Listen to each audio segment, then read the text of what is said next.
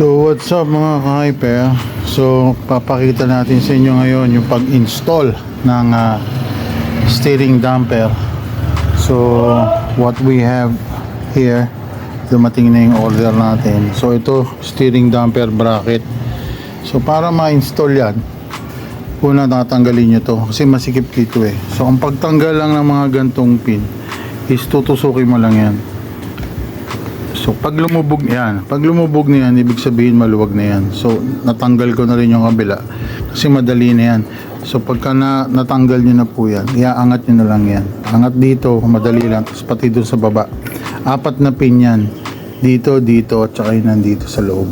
So ganun lang yan. Pagka nasundot nyo na sa loob yan, madali nang tanggalin. Ingat na lang kasi pag hugot nyo, baka mahulog yung mga plastic. At dapat alam nyo kung saan mahuhulog. Sa akin nahulog, nakapunta rito, naipit. Okay, so ingat pagka binubunot. So ang next natin ngayon is tatanggalin natin tong screw para hook natin dito kasi yung kabila wala yon, ano lang, nakaangat lang. So dito lang yon, naka-guide lang doon sa kabila. So dito natin itutornilyo plus dito yung nut na yon, tatanggalin natin. Okay, so papakita ko kasi ito lang ang tatanggalin at yung nut na yon. Alright, so balik tayo.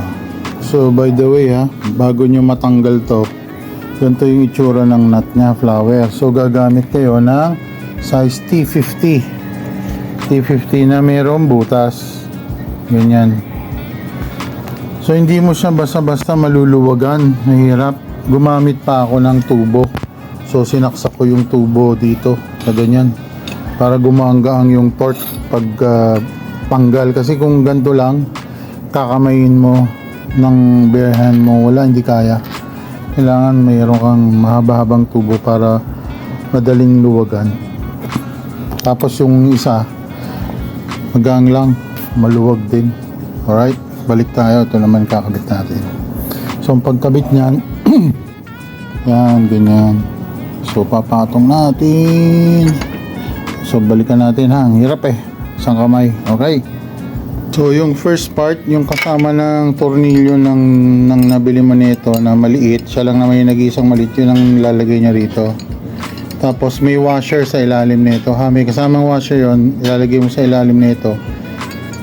Hindi sa ilalim ng tornilyo, sa ilalim nito. Okay.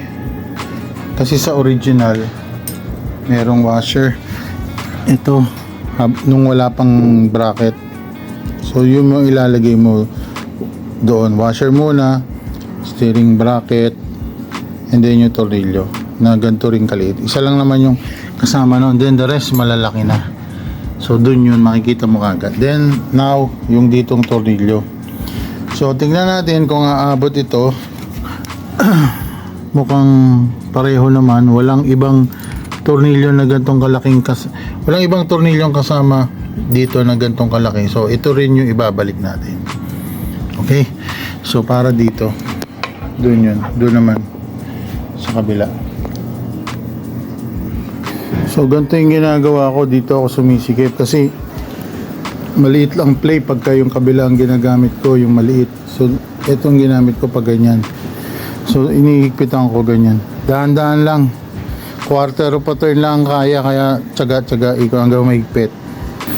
Then next naman, ito naman luluwagan natin, size 6. Okay, so factory may marka pang blue, so mawawala na yan. See, babaklasin na natin. Alright, so ito yung kakabit natin dyan na ganyan. So natanggal na natin yung dalawang tornilyo.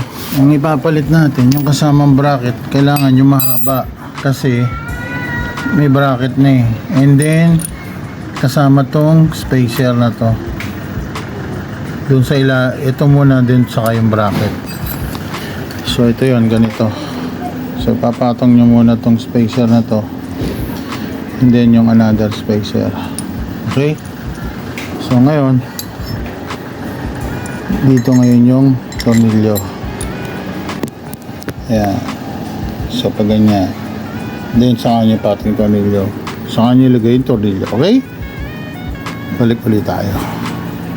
So ayan, ganyan. So yung spacer na kasama, yung dalawang tornilyo. So higpitan na natin. So once na mahigpit na, then next tayo doon sa yun. Ito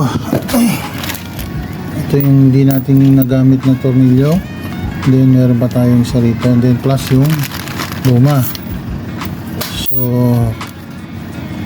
ang next issue, ito sa may damper. Okay, so balik tayo, tingnan natin saan ito.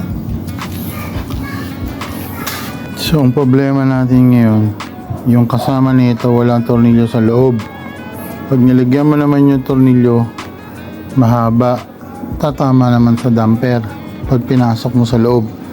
So mangyari, gagawa tayo, lilitan ko yung ulo para pumasok dun sa butas at hindi nakalawit. Kasi pag ang ginamit natin ito, nakalawit siya. So ito, since na maliit, lilitan ko na lang yung paikot paligid para makabit dito at di sumama sa damper. Balik tayo. So ayan, ginrinder ko, maliit na ngayon. So ito yung sinasabi ko, hirap po walang hawakan. So ayan o, yung sinasabi ko, kasi pag pinasok mo rito, hindi siya pumapasok kumarang. So since pasok na, hindi na siya tatama. Kasi kung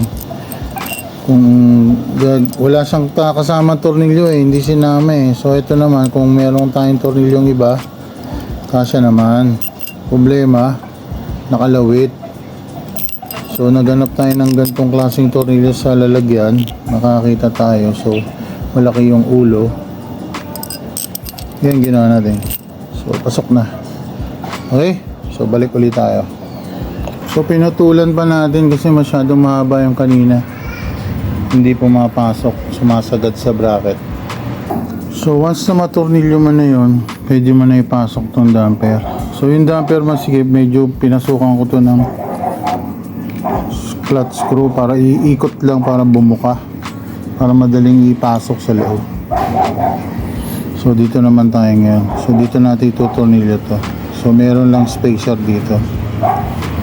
So nakabit na natin. So ang ginawa natin, naghanap tayo ng tornilyo na mas mahaba-haba kasi kailangan ng spacer. So nakakuha ko ng parang spacer na aluminum. So diyan ko pinasok. Yung isang spacer nilang maliit, medyo kakasya pero nakaganon yung damper.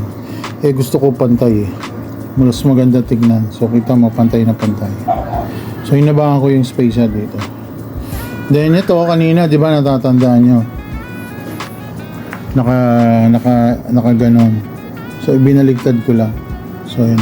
So inigpitan ko. Then okay na lahat. So ayan na.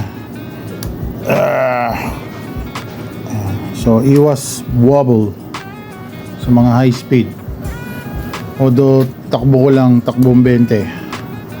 Wobble-wobble-wobblean. Alright, so sana may natutunan kahit paano sa mga newbie. Follow for more, please subscribe. Watch out, page up. Thank you very much. God bless.